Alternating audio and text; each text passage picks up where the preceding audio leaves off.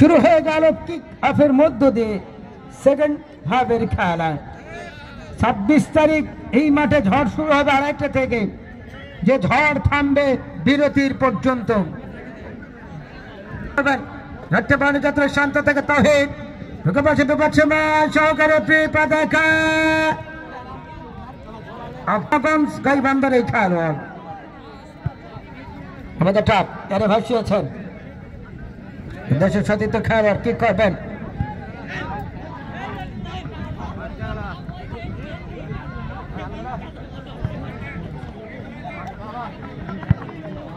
এবার আক্রমণ 7 নম্বর জার্সি যথারীতি মিল্লাত মিল্লাত মিল্লাত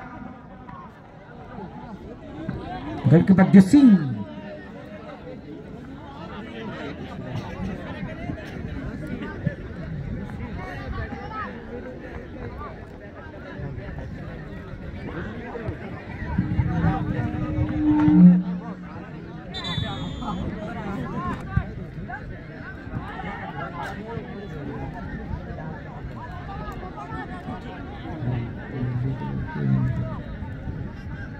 আশিক বাড়িয়েছেন, উদ্দেশ্য ছিল মুন্না মুন্না ভালো করে লড়াই। শিমুল ঘোড়া মার্কিং এ রেখেছে থেকে খেলা শুরু হয়ে যাবে। এই সাউন্ড এরকম হলো কেন? একটু ব্যালেন্স করো। আবার সফল সফল কাতে কাতে সানি সানি ঘোড়া মার্কিং এ রেখেছে সানি।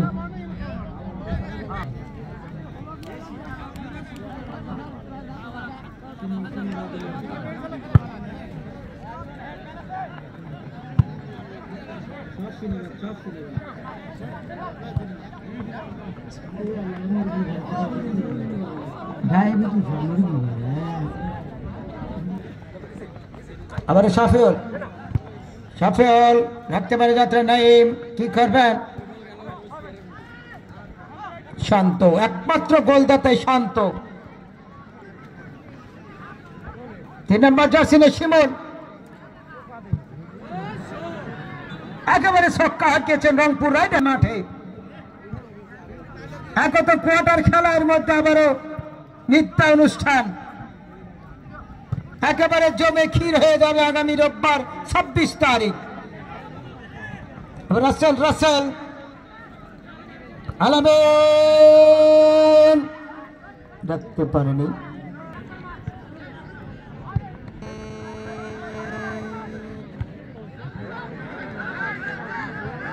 অক্টোবর 9 নম্বর জার্সি যতদি নাইম নাইম থেকে ব্যাক পাস বল পাচ্ছে মাসুদ মাসুদ ট্রেন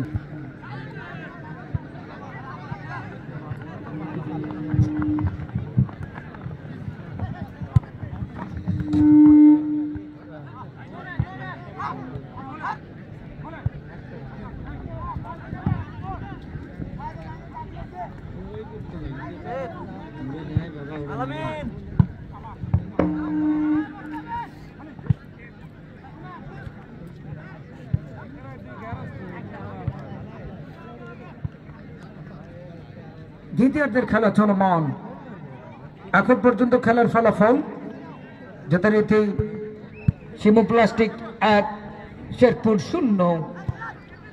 দুইটাই লাল কিন্তু একটা সাদার পরিমাণ বেশি। আশিক আশিক চমৎকার হেড কোচ কলেন জার্সি নাম্বার 3 নাফিউল আবার সানি ক্লিয়ার কলেন শাফিউল বল থেকে লড়াই শান্ত শান্ত শান্ত থেকে জার্সি নাম্বার 8 যতটি রাকিব ক্রস মাইনাস হতে পারে।